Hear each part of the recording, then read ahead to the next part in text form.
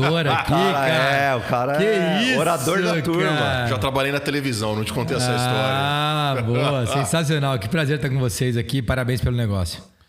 Legal. Obrigado, Rodrigo. A gente está muito feliz, cara de peso, né? Para quem acompanha a gente. Hoje a gente vai falar de franquia e trouxemos o Rodrigão, que tá arrebentando aí com a Boali. Eu vou começar com aquela pergunta, né? A DVI, a gente tem um mantra que a gente transforma a vida das pessoas a partir da odontologia. Que massa. E eu vejo que a Boali tem muito isso também de focar na saúde, transformar a vida das pessoas a partir de uma alimentação saudável, né, Rodrigão? Conta pra gente um pouquinho dessa história de como nasceu esse propósito de transformar a vida da galera. Cara, no final do dia eu acho que toda empresa, a razão social, ela tem a ver com o papel de transformação. Então, no final do dia, todas as razões sociais, elas têm que cumprir um papel social de transformação. E aí é a transformação da vida. Qual é a ferramenta que você usa para transformar vidas? No nosso caso é a alimentação. No caso de vocês é o sorriso. E por aí vai, né? Se eu pegar a razão social da Boali, chama Transformando Hábitos Franchising Limitada. Então a empresa, ela nasceu com a razão social de transformar hábitos. E quando eu transformo hábitos, eu transformo vidas. Faz sentido? Eu acho que o empresário que não consegue pensar com essa maturidade, ele não consegue atingir um nível de escala, ou um crescimento, ou um tamanho que talvez ele mesmo sonha.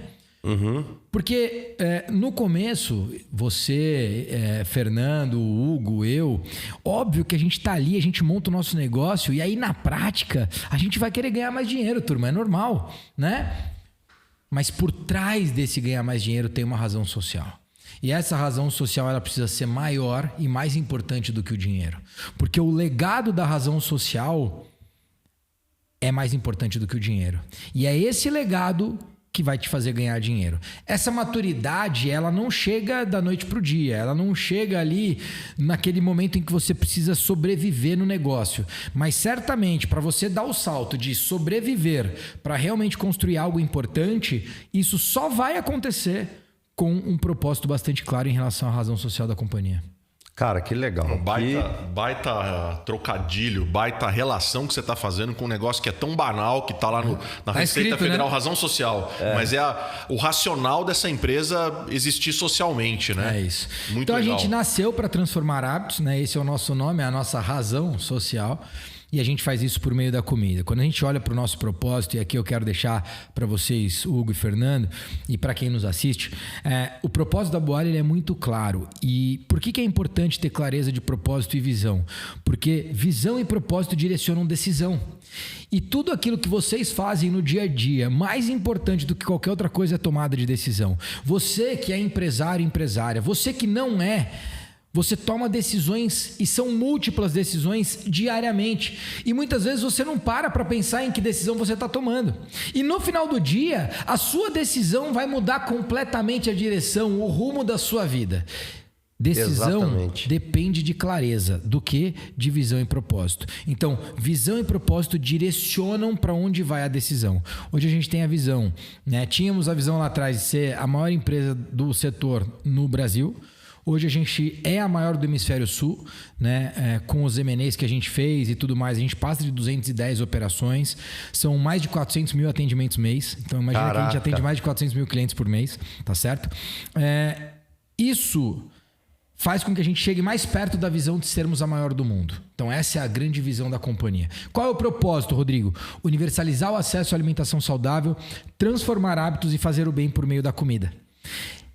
Essas duas coisas, turma, elas direcionam decisão. E eu vou te dar um exemplo muito claro. Imagina que o meu diretor de produtos, que agora na verdade é a minha diretora de produtos, porque o diretor de produtos virou internacional, que é o Vitão. A diretora de produtos, a Paty, ela desenvolve um produto incrível, Hugo, um produto top demais. Só que esse produto vai custar R$100. Você acha que esse produto vai entrar no portfólio? Sim mais ou não? Difícil. Não é mais difícil, é impossível. Por que é impossível? Porque vai contra o propósito. Entenda. Não é o Rodrigo, presidente da empresa, tá dizendo para ela não fazer isso. É o propósito que tá dizendo. O propósito já está direcionando a decisão dela. Não precisa nem da palavra do fundador, do senhor, tá lá. A decisão está tomada trabalhando, pelo propósito. Isso é cultura também, né? Cara, mas aí é que tá. A gente pode entrar em cultura daqui a pouco. Eu só quero aprofundar um pouquinho nessa clareza de visão e propósito, porque às vezes você entra numa empresa, você vê lá a visão na parede. Teve um dia que alguém contratou o consultor do ISO 9001 e aí o cara foi lá e falou, vamos escrever. Aí escreveu, mas que não tem nada a ver. Porque, vamos lá, é importante que a visão e propósito tenha coerência com aquilo que a companhia vive, com aquilo que você, fundador, no caso vocês, fundadores, vivem. Senão é só uma frase na Acredita parede. Que Senão aquilo nunca vira cultura. Eu posso falar eu vou falar para vocês dos pilares que eu tenho para cultura, mas antes de ir para esse passo, a visão e propósito, eles têm que ser muito bem trabalhados e muito bem alinhados com aquilo que de fato a companhia quer atingir e com a coerência daquilo que a companhia vive todos os dias. Porque as decisões vão ser direcionadas por isso. E são centenas de decisões que a companhia toma todos os dias. Se você tiver que estar olhando para essa decisão o tempo todo, né? O cara fala, pô, esse cara é muito centralizador. Muitas vezes não é nem o fato de ser centralizador. Muitas vezes é o fato de não ter clareza do qual é o futuro. Não tem clareza de visão, não tem clareza de propósito, isso não dá clareza de futuro. Se não tem clareza de futuro, você precisa ficar tomando decisão o tempo todo. Passa insegurança pro resto do time. Exatamente. E aí você vira um centralizador. Exatamente. E aí, a gente pode entrar em cultura aqui, que é o seguinte. Onde é que vira cultura para mim? Clareza de visão e propósito, direciona a decisão? Direciona. Aí depois você vai para valores e crenças. Valores e crenças é aquilo que acontece todos os dias na companhia e que alguns valores e crenças você vai quase que escrevendo em pedra e falando assim, cara, isso daqui eu não mudo. E outros, eles vão ganhando maturidade e eles vão evoluindo. Eventualmente, pode ser que há 2 anos atrás você acreditava em algo, ou seja, era uma crença para você e era uma crença automaticamente para a companhia, mas que hoje mudou e que tá tudo bem. Existem coisas que elas vão mudar e elas vão evoluir, elas vão avançar. Porque você, eu, o Hugo, a gente melhora todos os dias. Quem tá nos assistindo melhora todos os dias. Não são pessoas intactas ali dentro das suas verdades, tá certo? E a companhia muda também de tamanho. A companhia muda de tamanho, a circunstância muda, uma série de coisas. Então é bom que parte dos valores e crenças também possam evoluir. Outros, vai estar ali, né? O valor do trabalho. Cara, se você tem o valor do trabalho, dificilmente daqui 10 anos você fala, não, agora chega, não precisa, não tem valor do trabalho. Não, vai continuar o valor do trabalho lá, tá certo? Então, imagina que valores e crenças, eu tenho um valor dentro da companhia que é pontualidade, tá? Eu posso atrasar? De jeito nenhum. Cara, eu não posso atrasar. Eu não posso atrasar. Porque é um valor para a companhia.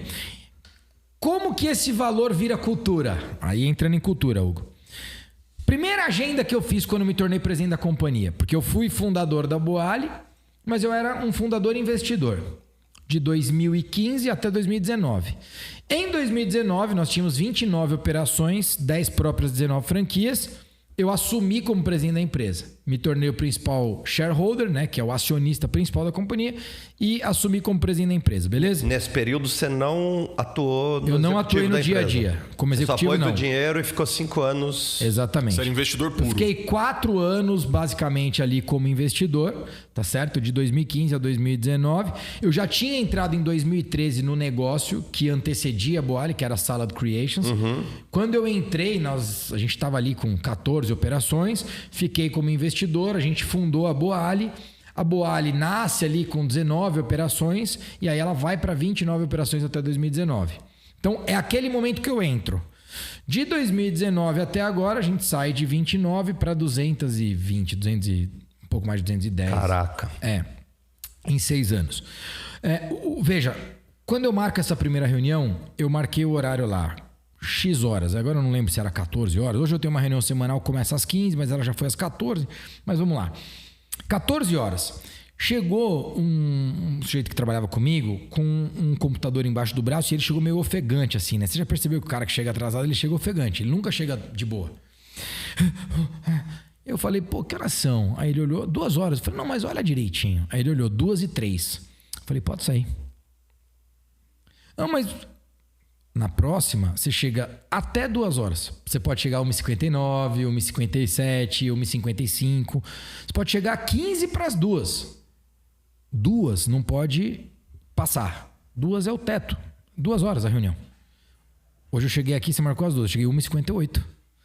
Eu não vou chegar atrasado. Eu não vou chegar atrasado com o meu time na reunião. Eu não vou chegar atrasado com você. Eu não vou chegar atrasado. Não existe atrasar na minha agenda.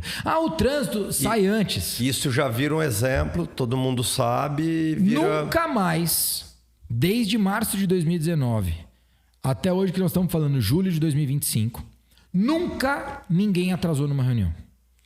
E nem isso eu. Deve acontecer até nas reuniões que você não está presente, né? Porque vira... Exatamente, virou cultura da companhia. Palavra ensina e o exemplo arrasta. Acabou. Palavra ensina e o exemplo arrasta. Excelente, Hugo. Outra coisa, esse é um ponto. Outro ponto super importante pra gente lá. Cara, é uma companhia que precisa trabalhar com muita transparência. Muita transparência. A gente tem que ser muito verdadeiro, muito real. Eu tinha um cara lá que na primeira semana ele arrumou uma desculpa, na segunda outra desculpa, na terceira outra desculpa. Eu chamei ele pra falar e falei o seguinte: amigo, pera só um pouquinho. Você é mentiroso? Ele falou, não. Eu falei, então você é azarado pra caramba, você não vai mais trabalhar comigo. Aqui na empresa não trabalha nem mentiroso nem azarado. Mandei ele embora, fiz uma reunião na outra segunda-feira e falei, olha, fulano foi embora, sabe por quê? Porque ou ele era mentiroso ou ele era azarado. Eu perguntei pra ele se era mentiroso, ele falou que não, mas ele era azarado. Então, vocês que trabalham comigo agora, que não vai ser mandado embora, fiquem sabendo o quê? Não trabalha mentiroso e não trabalha azarado. Puta, mas eu não tenho culpa de ser azarado. Não vai trabalhar comigo, você pode trabalhar onde você quiser. Azarado não vai trabalhar comigo. Porque aí o cara começa a atrair aquilo. Não trabalha mentiroso, não trabalha azarado. Virou cultura da companhia. Virou até um meme que lá legal, dentro. Virou uma brincadeira. Legal. Não importa, pode virar o que quiser. Não pode ser mentiroso, não pode ser azarado. Beleza? Tem uma outra. O time é mais importante que o indivíduo. É um valor da companhia, é uma crença. O time é mais importante que o indivíduo. Todo mundo que se sentiu mais importante até agora foi embora.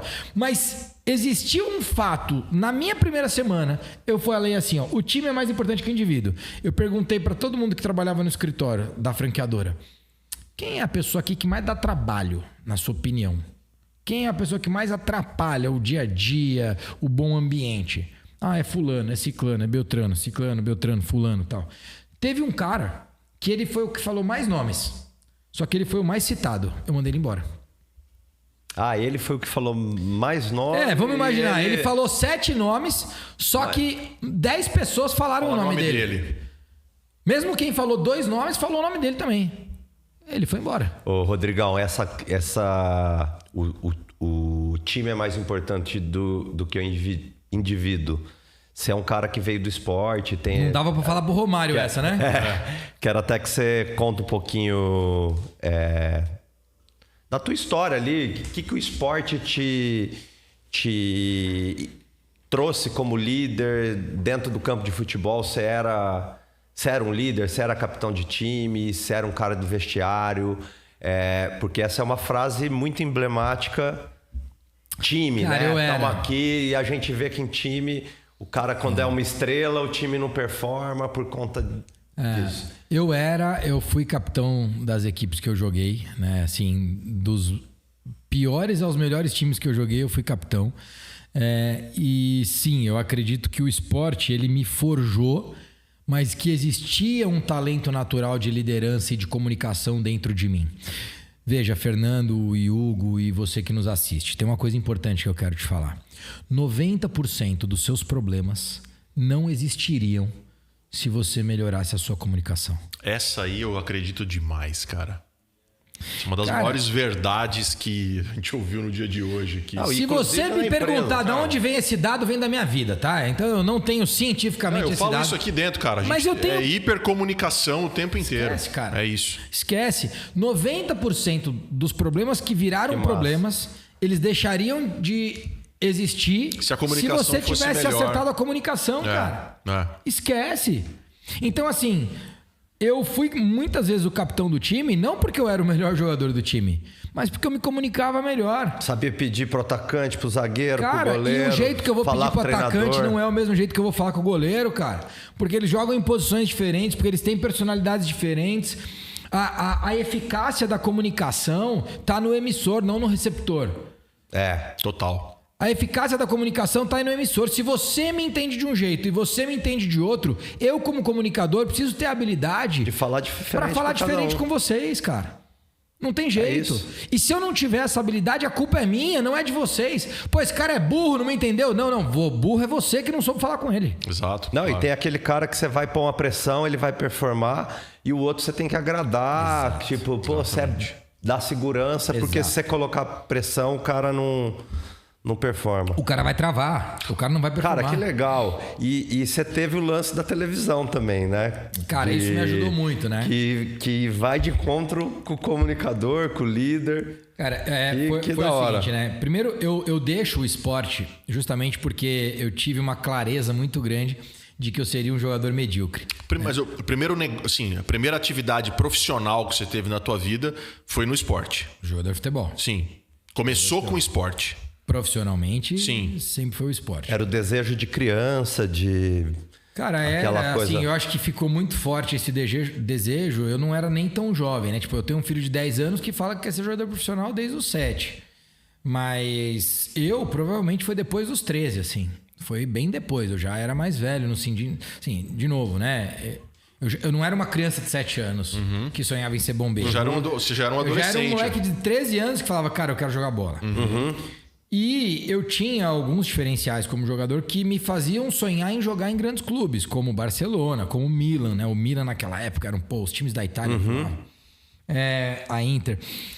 Eu sonhava com isso. Quando eu entendi que eu jogava a segunda divisão do Campeonato Português e eu não seria o craque que eu imaginava, eu tomei a decisão até aquele momento mais importante da minha vida, que foi: não vou continuar jogando bola porque eu não quero fazer nada de forma mediana. Eu não vou ser um jogador medíocre. Aquela decisão, Hugo e Fernando, mudou a minha vida completamente. Porque nada que eu fiz depois deste dia... Foi de segunda divisão. Médio. Só de primeira. Só Champions League, velho. Aí, meu, deixa eu entender essa linha do tempo aí. Aí você começou um negócio de publicidade, né? Que estava ligado à mídia, à televisão. Exato. Eu sei dessa história aí. Exato. E esse negócio...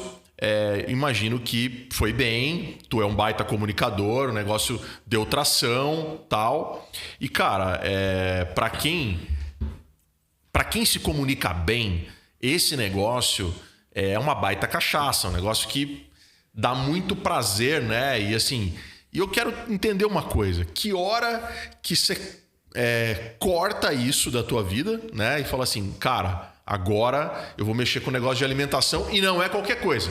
É um negócio... maior do mundo. E pra assim, ser a maior do mundo. Com uma pegada que... Saudável, com vários... Pegada trend.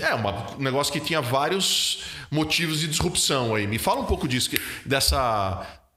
Excelente tua pergunta. Vou chamar de cavalo de pau, cara. Você deu um cavalo de pau ali uma hora. Excelente tua pergunta, mas olha que interessante que eu vou te trazer, e eu vou te trazer isso do seguinte, ó. Depois que eu tomo essa decisão de não fazer medíocre... E saio do futebol? Saio do futebol. Eu ainda não sabia o que eu ia fazer da vida. Só que eu ouvi uma frase que era... Rodrigo Cardoso falou isso, que é um palestrante, inclusive gente boa pra caramba, amigo meu até hoje. Me diga com quem andas, que eu te direi para onde vai. Não é quem é. Porque quem você é, você pode mudar. Olha só, cara. Me diga com quem andas, que eu te direi para onde vai. Ou seja, quem você anda hoje mexe no destino que você vai ter daqui a 5, 10 anos. Beleza? Por que mexe? Porque vai mexer nas tuas crenças, vai mexer nas suas decisões. Pensamento muda emoção. Emoção gera uma ação. Ação promove uma experiência. Experiência gera repertório. Repertório toma decisão. Esse é o nosso ciclo. Esse é o nosso ciclo. Voltei e falei o seguinte: bom, então, se me diga com quem antes tirei para onde vai, eu preciso andar com os caras top, velho. Os caras que já chegaram em lugar que eu quero chegar. Eu não sabia o que eu ia fazer da vida, mas uma coisa, Hugo, eu sabia. Eu ia ser grande. Quando eu decido ir para televisão, eu assistia o João Dória Jr., na época com Show Business, na Rede TV, domingo, 11h30 da noite. 10h30 da noite. Eu assistia esse programa e falava, esse cara não tem como ir para um lugar ruim não, velho. Toda semana esse cara entrevista 2 grandes líderes do Brasil e do mundo. É impossível ele ir para um lugar ruim, cara. Eu vou fazer igual esse cara. Ou seja, olha só que interessante. O meu sonho não era ser o melhor apresentador de televisão do mundo. O meu sonho era, eu vou ser um puta apresentador de televisão, mas pra entrevistar os maiores líderes do mundo. Por quê? Porque eu vou me tornar um dos maiores líderes do mundo. Pegou? Vou conviver, vou aprender com os caras. Desde quando eu vou pra comunicação, o meu objetivo não era ser o melhor apresentador de TV do Brasil ou do mundo. Era ser um grande líder. Eu sabia que eu ia me tornar um dos maiores empresários do Brasil, um dos maiores empresários do mundo. Eu sabia. E eu sabia que eu tinha que pagar um preço. E o preço era, cara, eu vou entrevistar essa galera. E eu fiz isso por 10 anos. Eu entrevistei mais de 2.000 líderes. Caramba, hoje, da hora. Antes da gente vir para esse podcast, a gente fez um papo ali embaixo. E provavelmente você falou, filha da mãe, cara, esse cara é um animal. Ele não entendia nada do nosso negócio e de repente ele fez aqui algumas coisas. Eu tenho uma capacidade de comunicação boa, isso sempre me ajudou. Mas a verdade é, desde o futebol, eu sempre fui um cara que eu consegui lateralizar conhecimento de uma forma muito importante. Então, antes de parar de jogar bola, eu já falava 4 línguas, por conta do futebol. Português, inglês, espanhol e alemão. Caraca. Eu já conhecia, jogando bola, mais de 10 países. Eu hoje conheço mais de 50, mas naquela época, com 20 e poucos anos, era muito difícil. Um cara que não tinha grana como eu não tinha, né? Porque uma coisa é assim, pô... Tem uma puta... O Rodriguinho, meu filho, ele conhece mais de 30 países. Mas é diferente, ele nasceu num outro momento. A primeira vez que eu fui viajar de avião, eu acho que eu tinha 14 anos, 13 anos. 14. Isso aí. Meu filho viajou de avião, ele tinha 2 meses. Né? É diferente, né? O que acontece, cara? A sinapse, ela pode ser treinada. Total. Então a minha sinapse, ela foi melhorando conforme eu fui tomando mais decisão e eu fui, basicamente, a sinapse, ela vai combinando tudo aquilo que você tem de repertório. Então quanto mais repertório eu tenho, mais combinação eu consigo fazer, que são combinações, entre aspas, totalmente aleatórias. Eu posso pegar a combinação do Flávio, que é meu franqueado aqui em Ribeirão Preto, com algo que eu vivi com o Pavan e com o Dalton na RP Capital... E algo que eu vivi na Alemanha, quando eu morei lá há 20 anos atrás, combinar essas 3 coisas, mesmo que de forma intuitiva. A maioria das decisões que eu tomo são decisões intuitivas. Por quê? Porque a intuição está no subconsciente. Se a gente for olhar 100% das nossas decisões, cara, não dá 10% que você toma pelo córtex pré-frontal. O resto você vai tomar pelo subconsciente. O subconsciente é o que de fato está o teu aprendizado. Tudo que você já aprendeu na vida, tá no teu subconsciente. Por isso que você aprendeu a dirigir, você não fica pensando, vou dirigir, vou entrar na dirigir. Não, você já aprendeu, você vai fazer. Você vai, entendeu? E se você fala bem inglês, você não vai pensar em português, você vai pensar em inglês e por aí vai. A nossa vida, ela é isso. E eu sabia que a construção que eu ia fazer, entrevistando os maiores líderes do mundo, me colocaria numa posição de liderança no futuro. Eu não sabia que seria na Boali. Eu não sabia que seria na alimentação, mas eu sabia que em 20 anos eu estaria liderando em algum mercado. Olha só, cara. Ou seja, o segmento de alimentação saudável é quase que um veículo, quase que fruto do acaso, para um projeto maior de liderança que você tem. Veja, ele não é fruto do acaso, porque... Fruto do acaso, parece que eu estou minimizando o negócio, pelo amor de Deus. Mas tem uma coisa do acaso que eu vou falar também. Tem um ponto importante que é, eu já sabia que eu ia ser líder porque eu tomei essa decisão há 20 anos. Não foi hoje. Faz mais de 20 anos que eu falei. Eu parei de jogar futebol em 2003, então faz 22 anos. Parou sendo líder e vou assumir um negócio de liderança. Parei de jogar bola e falei, cara... Vou construir uma carreira aqui para ser muito grande em alguma coisa. Eu quando fui para televisão, não era porque eu queria viver da televisão. Era porque eu queria... agregar relacionamento. Não só relacionamento, conhecimento. Esse é um ponto importante, cara. Tem que tomar muito cuidado com essa parada de networking. Esse relacionamento te trouxe conhecimento. Mas esse é um ponto importante, cara. Se você vai pelo networking e não vai pelo conhecimento, você se torna mais interesseiro do que interessado. Claro. Você tem que tomar muito cuidado em não ser... Porque quando você vai pelo networking, você está olhando para o que o outro pode te dar. Quando você vai pelo conhecimento, você fala assim, cara, o que eu posso entregar para esse cara para que o conhecimento dele venha para mim? E o que eu entregava? Eu entregava exposição, eu entregava mídia, eu entregava inclusive mais relacionamento, eu entregava jogar bola pro cara no time dele, da empresa dele, se ele quisesse, porque, pô, eu jogava mais do que a maioria da galera que ele conhecia, de jogar um tênisinho, aprendi a jogar golfe pra poder estar com os caras. Então, eu muito mais entendia o que eu podia agregar na vida dele pra pegar o conhecimento que ele tinha do que o contrário. Entende? Entendi, Quando você vai no networking, é muito assim, nossa, cara, pô, os caras da DVI me chamaram lá, pô, eu acho que pode acontecer tal coisa. Não, velho. Os caras da DVI me chamaram lá, eu vou vir aqui, cara, vou te entregar o valor que eu te entreguei ali embaixo, eu tenho certeza que você vai pensar em mim numa oportunidade, que seja ela qual for, entende? Entendi. Isso não é intencional qual é a oportunidade, é intencional o valor que eu vou te entregar, isso é intencional. Give before you get. Cara, eu não tenho dúvida que assim, obviamente eu sou um cara... Vamos chamar... Eu sou um cara de muita energia. Então, acelerado, como qualquer cara de muita energia, eu me torno controverso. Né? Eu não sou um cara que eu vou chegar num ambiente que tem 20 pessoas, os 20 vão gostar de mim.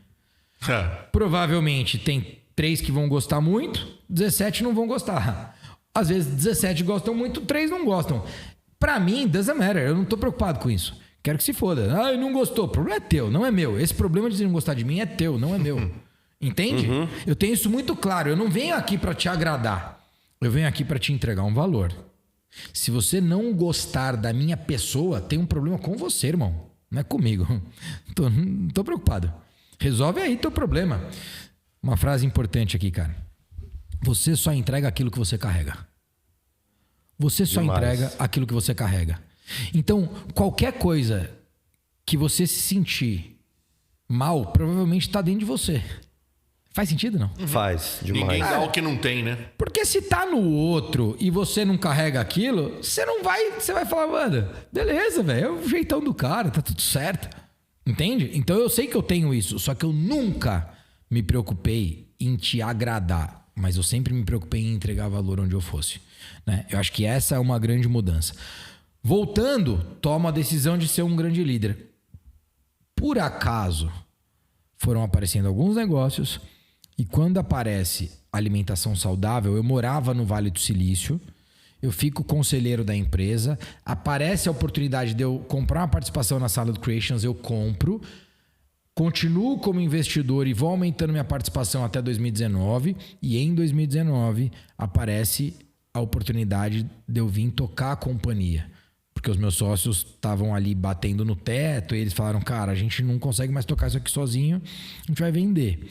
E eu já tinha vendido outros negócios e entendia que existia um oceano azul pela frente e a gente precisava, obviamente, arredondar os problemas que a companhia tinha naquele momento e eu topei fazer isso, me tornei majoritário e fiz. Né? E hoje... Só você de fundador que continua na empresa? Não, eu tenho o Vitor e o Fernando que continuam. Que estão foram... com você desde lá de não trás. Não estão comigo desde lá de trás. Eles trouxeram a Salad Creations para o Brasil em 2007.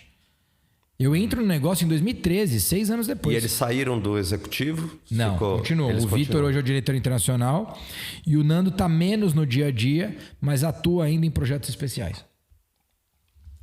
Então, na prática, o que eu só quero deixar, e aí eu vou tocar nesse ponto do acaso, é... Você precisa estar preparado para esse acaso. Total. E você precisa ter direcionado onde é que você vai colocar a energia para o futuro. Né? Eu não sei se foi ele que criou a frase, mas o Tony Robbins fala o seguinte: Where energy goes... Where focus goes, energy flows.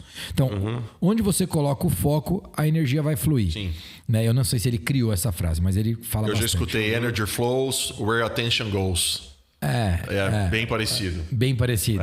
Na prática quer dizer a mesma coisa. Sim. Você vai colocar atenção em algo, a energia vai fluir e tem o teste da água lá. E por aí. Mas enfim, o meu ponto aqui é, eu já tinha colocado a minha energia para chegar onde eu tô hoje, do mesmo jeito que eu já coloquei a minha energia para chegar de onde eu quero estar em 5 anos, em 10 anos. Né? Quando eu falo que você é a maior do mundo, talvez quem está assistindo agora e me vê pela primeira vez fala que esse cara é maluco. Cara, completamente maluco. A maior do mundo do nosso segmento hoje vale 10 bi de dólar. Cara, como que você acha que você vai ser maior que esses caras? Não, a gente vai ser, não é que eu acho. A gente vai ser maior que eles. Preciso de tempo. Entre 5 e 10 anos, mas a gente vai ser. Né? Por quê? Porque essa energia de 10 anos atrás eu também já tinha colocado. Então, é esse tipo de olhar que... Eu vou contar uma história aqui pra vocês que é muito louca, tá? Muito louca. Só pra você entender a importância da energia e da atenção. Lá. Comecei... Eu tinha acabado de fazer 1999. Tinha acabado de fazer 18 anos. Eu ficava com uma menina. Ficava com essa menina, aí eu tive a oportunidade de ir para um outro time, a gente deu uma paradinha ali, porque eu não estava mais na cidade, tal. Eu tinha conhecido essa menina em 97, em 99 a gente começou a dar uns beijinhos. Em abril ali eu tive que, quando eu estava para fazer 18 anos, eu tive que ir para essa outra cidade, fiquei abril, maio, junho sem encontrar com ela, reencontrei no final de junho, dia 4 de julho de 99, ela faz 19 anos. Dia 5 de julho eu peço ela em namoro. Vamos namorar? Ela fala assim, ó, a gente pode tentar. Falei, então não vamos namorar. A gente não vai tentar. Isso é uma coisa que você fala assim, pô, mas você falou isso mesmo? Falei. Não, pô, mas é o jeito de falar. Pois é. O jeito que você fala as coisas é que te dá o resultado que você tem. Então, se você tem o jeito de falar, de ficar tentando as coisas na vida, por que você não consegue? Até hoje você não conseguiu. Porque você fica tentando. Tenta isso, tenta aquilo. Resumo. Não pegou a menina, não namorou a menina. Ela falou que tava... Não, foi jeito de falar, tal. Eu falei, mas eu não quero tentar, eu quero namorar. Vamos namorar? Ela falou, vamos. O nome dessa menina é Mariane. É a minha esposa. Faz 26 anos isso. Uma semana não, talvez 2, 3 semanas depois, no primeiro mês de namoro, eu virei e falei, eu preciso te dar algumas notícias. Aí ela, não, pode falar. Falei, primeira coisa é que nós vamos casar. A gente começou a acabar de namorar. Falei, não tô falando que agora, calma. A gente vai casar, a gente vai ter filho, vai ter um menino, o nome dele vai ser Rodrigo e ele vai nascer em janeiro. Tudo bem pra você? Exato, ela começou a rir. Ela falou, completamente maluco, esse cara é um puta louco. Eu falei, não, é muito sério. Só preciso alinhar isso contigo. Nós vamos casar. Alguma coisa contra isso? Ela falou, mas a gente começou agora. Eu falei, tudo bem. Quero casar com você. Não falei o dia ainda. Pode demorar 3 anos, 5 anos, 10 anos. Eu quero casar com você. Então eu quero que você entenda. Eu quero ter um filho. A gente vai ter um menino. O nome dele vai ser Rodrigo, porque eu quero que seja Rodrigo, meu nome. E nasce em janeiro. Naquela época, inclusive, eu não tinha lido Outliers ainda. Depois eu li para confirmar a tese. Que é você conhece Malcolm Gladwell? É o autor desse livro, Outliers? Conheço. Ele fez uma pesquisa com o hóquei americano e comprovou que mais de 70% dos jogadores de hóquei profissional dos Estados Unidos nasceram até março. Desses 70% nasceu em janeiro. Olha.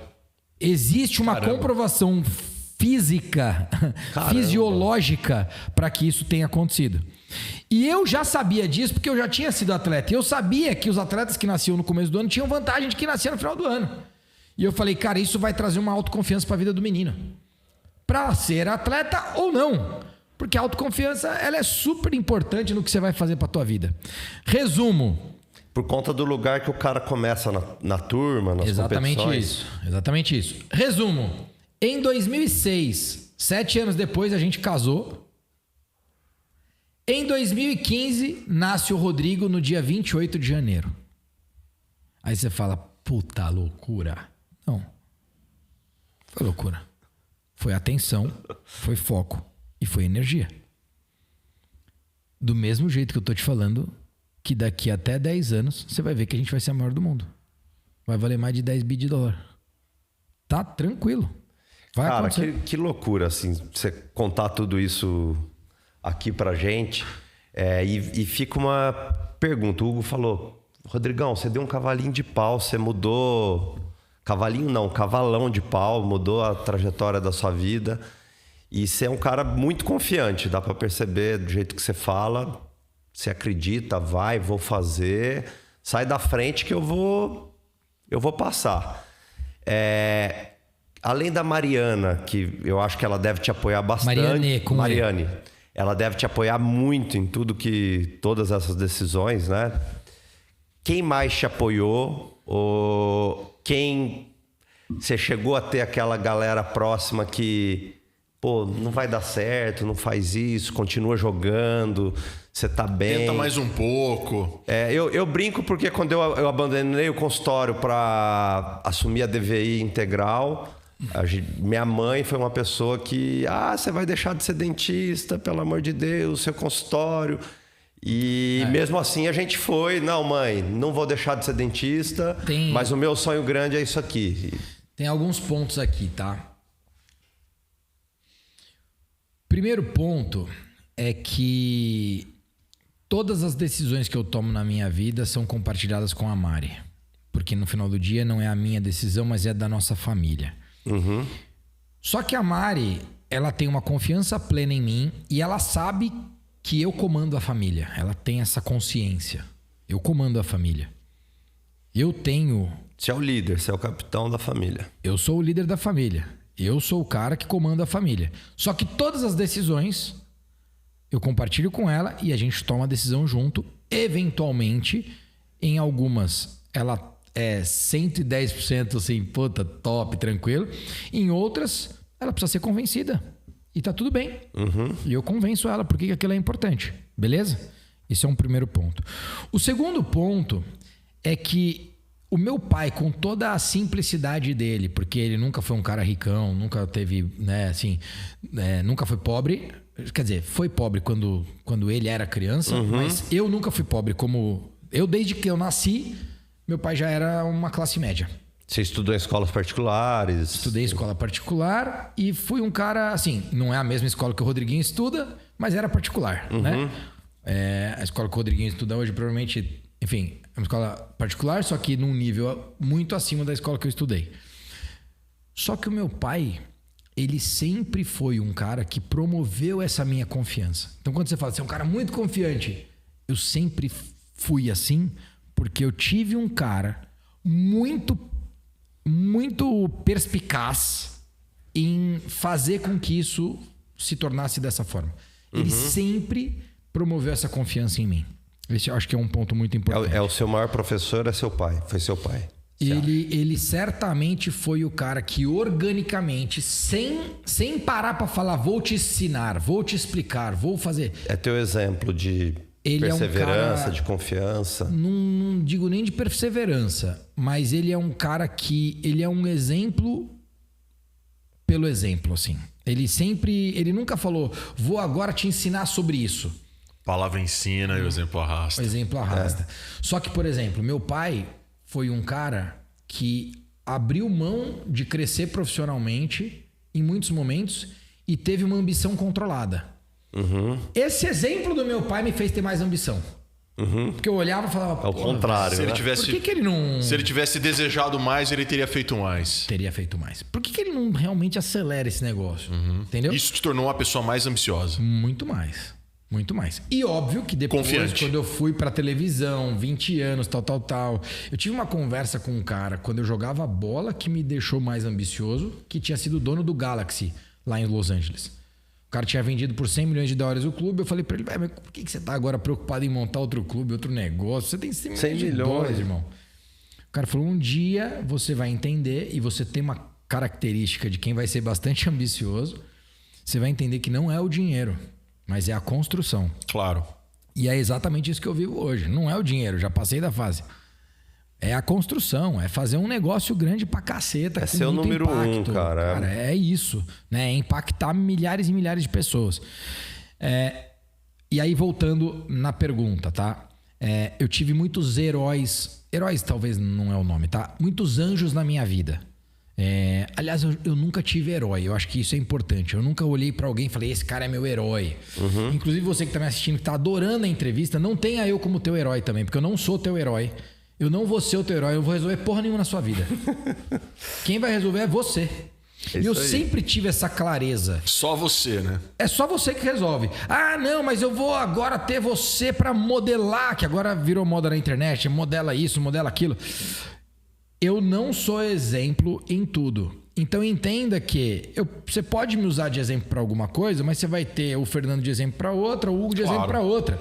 Eu tenho certeza que o Hugo é muito melhor que o Fernando em algumas coisas e o Fernando muito melhor que Sabedoria o Hugo. Sabedoria tá aí.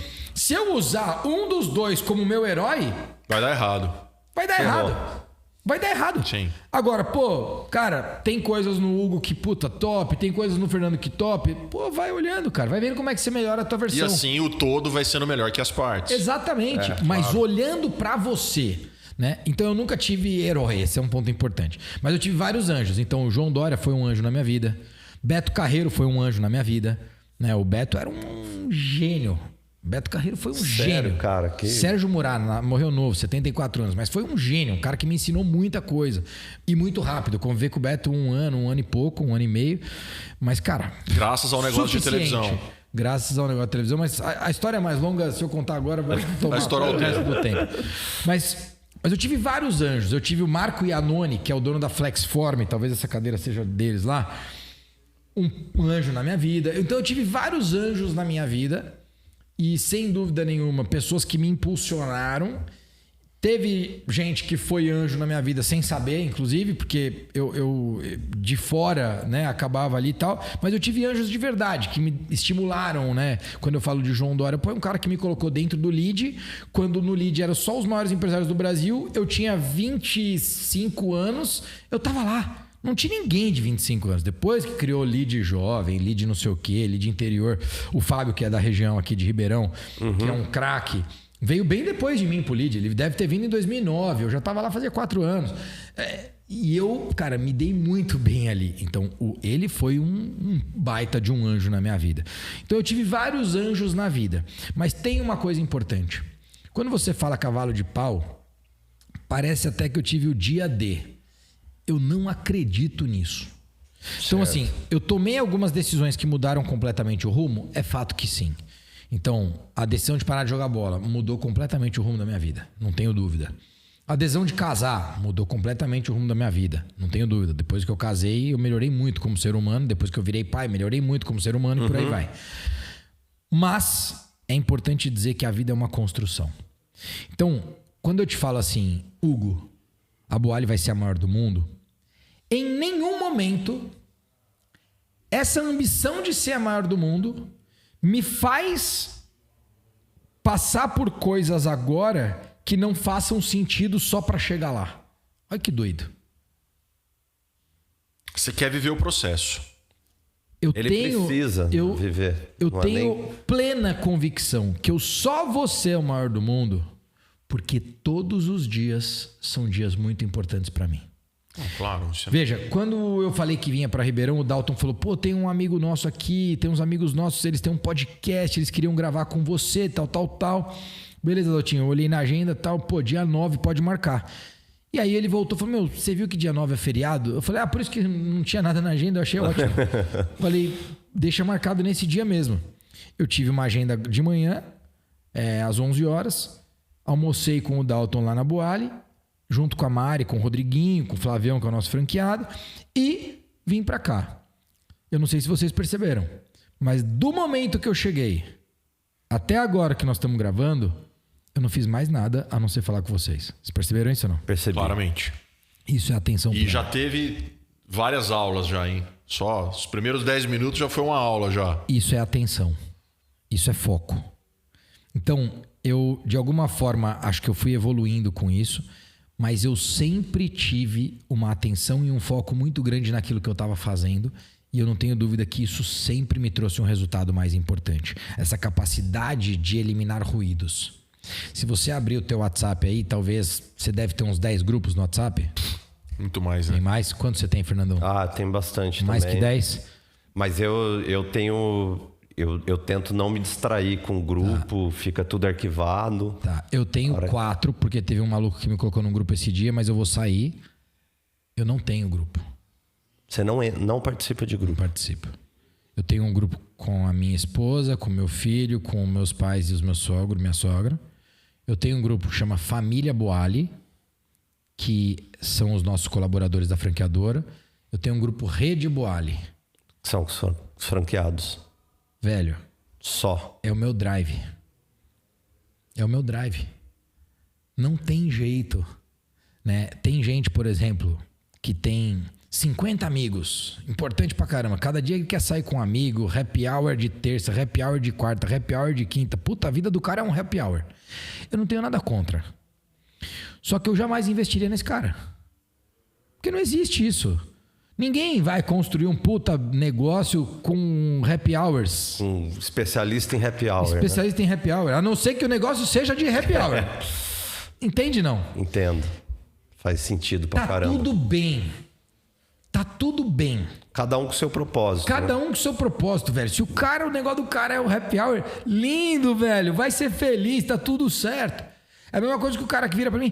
Como que você foi embora de Ribeirão? A vida era maravilhosa.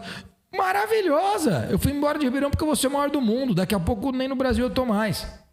Entende, não? Esses dias falaram pro Elon Musk, nossa, as pessoas querem viver a sua vida. Ele falou, as pessoas não aguentariam viver a minha vida. Às vezes você tá me assistindo agora, você falou assim, nossa, vou seguir os passos do Rodrigo. Talvez você não vai aguentar 2 semanas para seguir os meus passos. Viver o que eu vivo todo dia, exige demais. Pouca gente vai aguentar. Me conta uma coisa, Rodrigo. Qual que é o maior desafio que você vive todos os dias? Essa é uma pergunta que eu queria saber. Você está num momento de franca expansão, né? A gente, em comum aqui, a gente escolheu o negócio de modelo de franquia para expandir os nossos negócios. Até depois eu quero te fazer uma pergunta específica disso, mas na tua posição de franqueador hoje, né? De CEO da companhia ali, cara, qual que é o maior ponto de tensão que você tem todo dia, o maior ponto de esforço de entrega diário do Rodrigo? Diário. Tu é um cara intenso, cara. Tu já deu pra ver, assim. Você acabou de falar isso, né? Foco, atenção. Você não admite nenhuma entrega, pontualidade. Você não admite nenhuma entrega abaixo de 100%. Né? E isso tá dentro de você. Então, cara... Você não tá nem falando de rotina. Não. Tô falando assim, diariamente, claro, para este momento que a Boali tá vivendo, né? E você falou do seu gol do seu campeonato. Futuro lá. Mas e o presente? O presente, assim, qual que é o teu maior ponto, assim, cara? É implantar as lojas que a gente vendeu. Nessa fase que eu tô, sei lá, nesse ciclo que eu tô, não importa se ele vai durar 1 mês ou 1 ano, eu me esforço todos os dias, eu levanto da cama e eu preciso fazer isso. Meu maior esforço está nisso. O maior esforço que eu tenho hoje, julho de 2025, é o seguinte. Quando eu cheguei em 2019 e assumi a companhia, todos os franqueados falavam muito em TM, ticket médio. Eu virei o foco para recorrência. Legal. Em 2023, eu saí de recorrência e virei o foco para TC, que são total de cupons, então são clientes atendidos. Esse ano, eu comecei o primeiro semestre focado em TC. No meio do primeiro semestre, eu voltei toda a atenção para NPS, que é a qualidade de atendimento. Legal. E hoje, pegando uma evolução de olhar para NPS, eu estou voltando a minha atenção para um tripé de produto, operações e arquitetura. O maior desafio hoje que eu tenho é elevar a minha qualidade de produto e oferta como um todo. Ou seja, não é só o produto, não é só o que você vai comer. Experiência mas como um todo ali. Experiência de consumo sem perder eficiência operacional. E aí que tá o pilar da arquitetura que você falou. O pilar da arquitetura é porque a arquitetura tem uma capacidade em que pese você tenha um CAPEX de 20%, 30% maior hoje do que eu tinha antes. Muda o jogo da operação. Ele traz uma percepção de valor muito maior. Muito claro isso. Mas o grande desafio hoje, julho de 25, e que eu acordo todos os dias pensando é como é que eu melhoro a minha experiência de consumo, começando com um produto como símbolo do meu negócio, sem perder a eficiência operacional. Essa é a minha agenda diária hoje. Foi esse trabalho com o NPS que te deu esses insights? Te mostrou isso? Ou Veja, você... Quando você está num processo de crescimento, você vai abrindo mão de algumas coisas. A hora que você atinge certos patamares, você deixa de abrir a mão de algumas coisas para abrir mão de outras. Porque a vida é um trade-off. Tá certo? Trade-off é uma troca. Você vai trocando. Cara, hoje eu prefiro isso, mas amanhã vai trocando. Então, hoje, eu tenho uma clareza de que o que vai definir o ritmo de crescimento, o pace de crescimento que eu vou ter para 2030 é até 2026 eu acertar e combinar muito bem uma oferta e uma experiência de consumo muito foda sem perder a minha eficiência operacional. Se você olhar para todo o business do meu setor que escalou e hoje está no mundo inteiro, todos são em linha. Todos. Linha de produção. Todos. Que é a eficiência operacional. Eficiência operacional. Quando você olha para o meu setor, pouquíssimos são em linha. É verdade. Tá? Como que eu mantenho a linha, mas entrego uma experiência do cara que não é a linha? Baita desafio. Total. Faz muito sentido. Então, esse é o grande desafio que eu vivo hoje. E uma coisa importante e eu sempre vivi assim, tá? Eu sou um cara que vivo de forma ambidestra. Ou seja, eu vivo no futuro e executo o presente. Mas eu já tô no futuro. 2027 é depois de amanhã. Só pra você entender, eu vou revelar um negócio aqui que ninguém sabe, nunca ninguém ouviu. Mas eu defini que no final de 2027, em 28 eu já tô morando nos Estados Unidos. Tá definido. Essa decisão já tá tomada com a Mari. Olha que doido. Nós estamos em julho de 25. Tipo assim, tem gente que não tá conseguindo pensar nem no mês de outubro. Eu já defini que em 28 eu tô morando nos Estados Unidos. Em 2021 eu escrevi o IPO da companhia para 29. Caramba. É uma coisa maluca, pô. O cara pensa assim, cara, esse cara, como assim? IPO da companhia em 29, daqui 8 anos? Lá em 21. Do mesmo jeito que eu tô te falando hoje, que em 28 eu tô morando nos Estados Unidos. Nossa. Você tem visão de longo prazo, isso é importante. 2027, velho, é depois de amanhã. Você que está assistindo, vai ser impossível você construir algo grande só forjado pelo curto prazo. Por quê? Porque se você é forjado pelo curto prazo, você é forjado por decisões circunstanciais. Provavelmente, se você assistiu às notícias de hoje e leu os jornais de hoje, você deve ter umas 20 informações que eu não tenho. Nem preciso. Não vai mudar nada. Não vai mudar minha decisão. Não importa. Teve um acidente, mudou não sei o quê. Não muda nada. Às vezes o Dalton liga porque o dólar subiu, a bolsa caiu, a bolsa subiu. Se for da bolsa. Só coisas para tirar o foco. Se for da bolsa, eu não quero saber de bolsa, velho. Deixa a bolsa para lá. Eu vou continuar vendendo salada. Eu vou ser a maior do mundo, um prato de cada vez. Cara, falando de franquia, você decidiu crescer com o modelo de franquia. O que te encanta no modelo de franquia? Acho que você contou pra gente que você estudou nos Estados Unidos, até tem uma parte da sua história, né? Quando você saiu de Portugal, você falou, vou pro Vale do Silício, vou... Não. Quando eu venho da faculdade no Brasil, é que eu mudo pro Vale do Silício. Você veio pro Brasil primeiro, sim, aí você não. foi pra... Eu saí de Portugal como jogador de futebol, voltei pro Brasil, fico no Brasil de 2003 a 2012, final do ano. Aí 2013 que eu vou pro Vale do Silício. E foi lá que surgiu... Como que chegou o franchise? Assim? Você o franchising começa em 2007, quando o Semenzato me leva para a ABF para fazer cobertura dos eventos. Eu era apresentador de TV... E eu vou começar a cobrir os eventos da BF. Então eu cobri o prêmio empreendedor, o Excelência no Franchising, cobri o empreendedor do ano também, que eu ganhei o ano passado. Isso aí foi legal. Que legal, você anunciava lá, você da trabalhava... Ernest Young, exatamente. Na Ernest Young eu cobri o prêmio como apresentador e ganhei o prêmio ano passado. E na Excelência no Franchising eu fui mestre de cerimônias e fui apresentador de TV. Ficava lá, pessoal, entrevistar a sua história de sucesso aqui e tal. E o ano passado... Eles têm 4 categorias, acima de 2 anos, acima de 5 anos, acima de 10 anos, acima de 20 anos. Na categoria acima de 10 anos foram 52 homenageados e eu fui o destaque da categoria. Ou seja, A minha rede falou que a gente é muito bom em fazer isso. Então...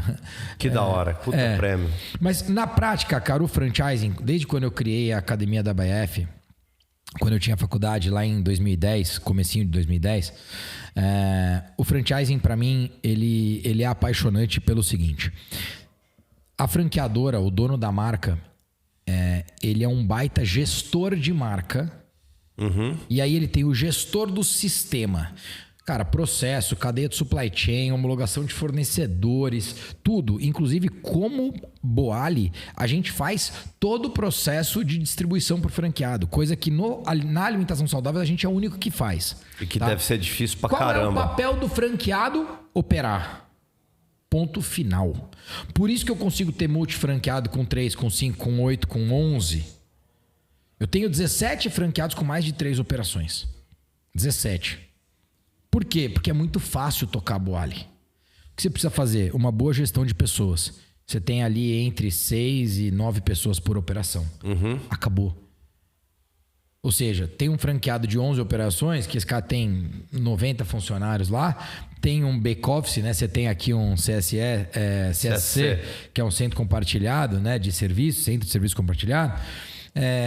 Esse cara também tem o dele, menor do que o que vocês têm aqui, mas ele tem o dele para tocar as 10 lojas. Mas o franqueado que mais dá certo é aquele franqueado que faz muito bem o que ele precisa fazer bem e deixa a gente fazer o que a gente precisa fazer. Desenvolvimento de produto, sistema de franquia com todos os processos manuais, tudo isso muito bem desenvolvido, homologação de novos fornecedores, o cuidado que a gente tem com a marca, toda a nossa estratégia de ponta a gente faz aqui. Então, a combinação é perfeita. Por que dá muito certo? A franquia que dá muito certo, por que dá muito certo? Porque o franqueado entende o papel dele. Não adianta, vai dar errado quando o franqueado quiser ser franqueado, mas ter um negócio independente. Vai dar errado, cara. Se você quer um negócio independente, monta o teu. Tá tudo bem. E aí não sou eu que estou falando, Rodrigo, são os dados. Você tem um índice de mortalidade para empresas que nascem independente, para empresas que nascem no franchising, que no independente ela é 10 vezes maior. 90% das empresas que nascem no independente morrem em até 2 anos. No franchising esse número vai cair para, sei lá, 15, 20%. É ridículo. É muito menor. Ah, mas tem negócio que dá errado. Óbvio, é negócio, por isso que chama negócio. Por isso que o contrato de franquia no Brasil, ele é muito importante, né? Estabelecer essa relação, ela é muito importante entre franqueador e franqueado. Entender quem faz o quê. Não adianta você querer montar uma franquia porque vai ficar rico ou resolver tua vida. Não vai. A franquia não te deixa rico. Exatamente. Talvez 10 franquias que vai demandar um investimento 10 vezes maior vai te deixar com uma boa receita mensal e anual. Mas demanda investimento. Então, para você ter 10 franquias, ou você já era rico, então você não vai ficar rico. Você já era rico, você só vai diversificar investimento. A melhor forma de avaliar franchising para mim é: eu vou diversificar investimento, ou eu não quero mais uma carreira executiva, porque eu entendo que aos meus 40 anos, quando eu tiver 50, eu vou sair do mercado e não vou mais ser remunerado do jeito que eu sou, e eu preciso construir um patrimônio. Franquia é uma opção. Porque se você não tem uma característica de ser empreendedor e de ralar a bunda na areia, como a gente faz aqui, montar franquia vai deixar você com menos risco e com menos trabalho. Claro. Exatamente. Esse é o negócio, pô. Não tem segredo.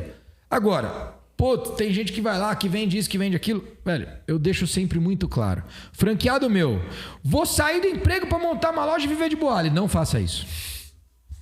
Não faça isso. Continua no emprego, diversifica teu investimento, monta uma Boali, aprende a trabalhar lá, faz o negócio crescer, faz o negócio direitinho. Deu certo a primeira? Deu. Monta a segunda. Viu que você gostou? Viu que você gostou? Monta a terceira. Com 3 você pode sair do emprego. É isso aí. Não, com 3, diversificou o investimento, você pode sair do emprego. Esse alinhamento inicial é fundamental. Super importante. Cara.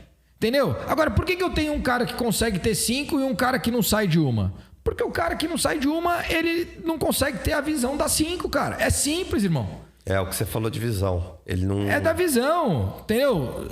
Você só tem a visão se você tem a provisão. Cara, a gente, rapidinho, sei que nós estamos estourando o horário.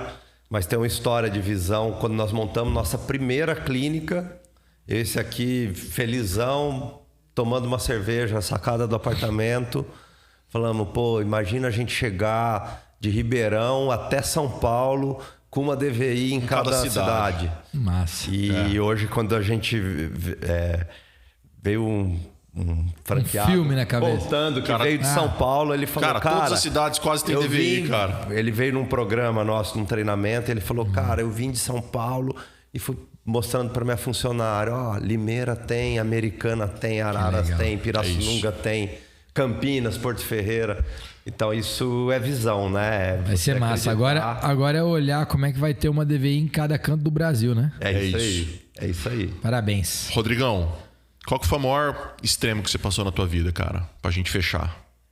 O momento mais difícil que você passou na tua vida. Como empreendedor? Ou como pessoa? Cara, o momento mais extremo como empreendedor foi quando eu decidi tocar a companhia. Porque naquele momento a companhia tinha 10 operações próprias, tinha 19 franquias. Eu aumentei a minha participação e na prática aumentei minha dívida, porque eu tinha uma dívida importante. Então, sem dúvida, ali foi o momento mais extremo e foi o momento onde eu aumentei também a minha antifragilidade e capacidade de amadurecimento. Um momento mais extremo como ser humano, sem dúvida nenhuma, eu acho que passa por momentos e situações onde tem a ver com doenças na família. E talvez o mais extremo de todos, eu tinha 12 anos, meu irmão nasceu, minha mãe teve um tumor na cabeça e antes de entrar na sala de cirurgia, ela pegou na minha mão e falou, filhão, se a mamãe não voltasse, ajuda o teu papai a cuidar do seu irmão? Eu tinha 12 anos. Brabo, hein? Você pode ter certeza que daquele momento pra cá eu amadureci. Caramba, então cara. Esse momento foi extremo. Mas é isso, irmão. A minha mãe é a maior guerreira que eu conheço na vida. Eu sou um cara que eu só olho o lado bom da vida, realmente. Tem gente que fala, pô, Rodrigo, você vive numa bolha. Todos nós vivemos. Você vive na sua, Hugo, você na sua, Fernando, você que tá assistindo na sua. Escolhe a bolha que você quer viver. Eu escolhi viver uma bolha que é legal pra caceta. Eu amo a minha vida, eu sou apaixonado pela minha vida, pelas pessoas que participam da minha vida. Quem eu tiro da minha vida é porque eu não tô apaixonado, eu tiro. E é isso, cara. Eu realmente sou um cara muito abençoado. Hoje reconheço o chamado que eu tenho por Deus. Tive um encontro, nunca fui religioso, nunca fui nada, nem primeira comunhão e crisma eu fiz. Só que depois que eu morei em Ribeirão Preto, eu tive um encontro com Deus muito importante. Sou muito grato por isso e tenho certeza que hoje eu tenho uma clareza muito grande de que eu fui bastante escolhido e que essa bênção que eu tenho é realmente uma bênção, não é por acaso. Então eu procuro honrar e glorificar. Foi o compromisso que eu fiz com Deus. Eu falei, eu vou honrar e glorificar daqui para frente, porque claramente não sou eu, é você agindo na minha vida e tudo que tem acontecido na minha vida é sobre ele, não é mais sobre mim. Rodrigão, parabéns, cara. Obrigado. Obrigado que mesmo. Aula, que bate-papo, que energia. Obrigado, tá? velho. A gente sai chacoalhado mesmo de ter você aqui. Demais, cara. Tudo que você fala com tanta entrega e energia mesmo, verdade. Então, prazer. Obrigado, parabéns pra vocês pela DVI. Vai embora. E boalizar o mundo, né? Bora boalizar o mundo. Legal. Valeu, Gão. Cara, obrigadão.